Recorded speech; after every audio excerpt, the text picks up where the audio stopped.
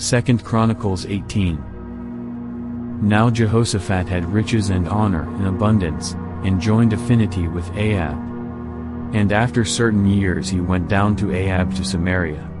And Ahab killed sheep and oxen for him in abundance, and for the people that he had with him, and persuaded him to go up with him to Ramoth Gilead. And Ahab king of Israel said unto Jehoshaphat king of Judah, Wilt thou go with me to Ramoth Gilead? And he answered him, I am as thou art, and my people as thy people, and we will be with thee in the war.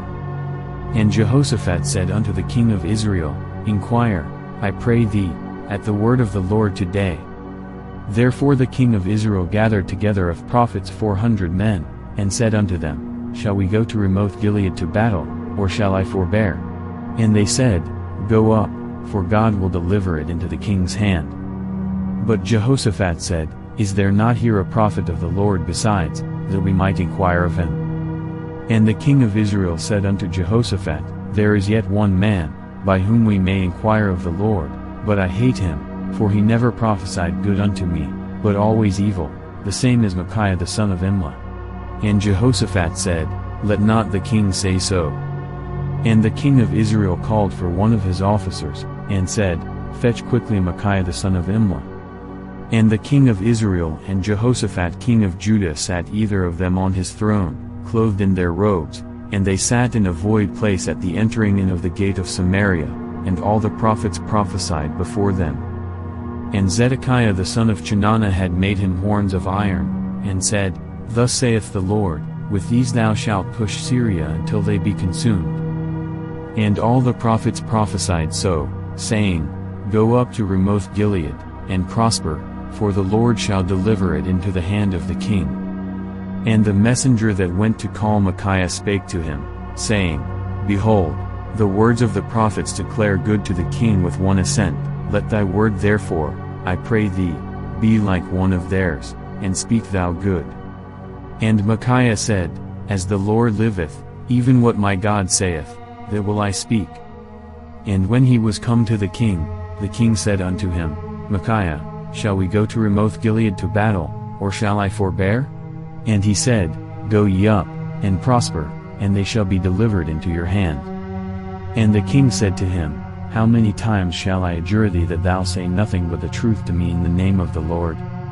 Then he said, I did see all Israel scattered upon the mountains, as sheep that have no shepherd, and the Lord said, These have no master, let them return therefore every man to his house in peace.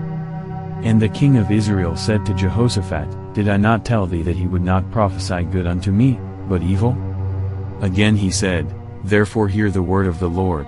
I saw the Lord sitting upon his throne, and all the host of heaven standing on his right hand and on his left.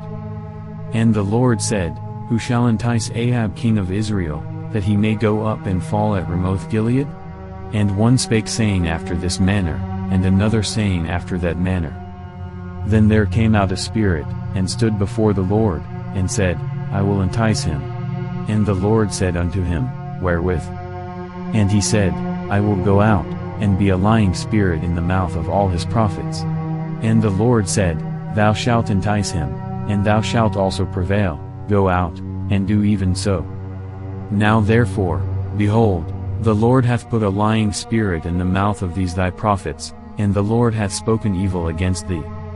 Then Zedekiah the son of Chenaanah came near, and smote Micaiah upon the cheek, and said, Which way went the Spirit of the Lord from me to speak unto thee?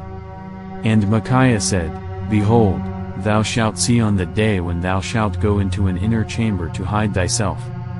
Then the king of Israel said, Take ye Micaiah, and carry him back to Amon the governor of the city, and to Joash the king's son.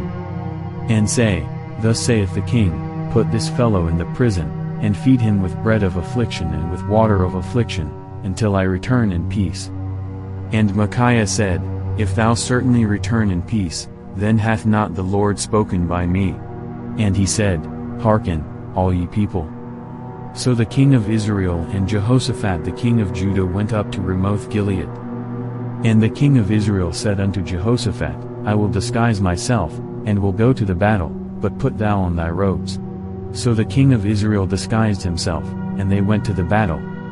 Now the king of Syria had commanded the captains of the chariots that were with him, saying, Fight ye not with small or great, save only with the king of Israel. And it came to pass, when the captains of the chariots saw Jehoshaphat, that they said, It is the king of Israel. Therefore they compassed about him to fight, but Jehoshaphat cried out, and the Lord helped him, and God moved them to depart from him. For it came to pass, that, when the captains of the chariots perceived that it was not the king of Israel, they turned back again from pursuing him. And a certain man drew a bow at a venture, and smote the king of Israel between the joints of the harness. Therefore he said to his chariot man, Turn thine hand, that thou mayest carry me out of the host, for I am wounded.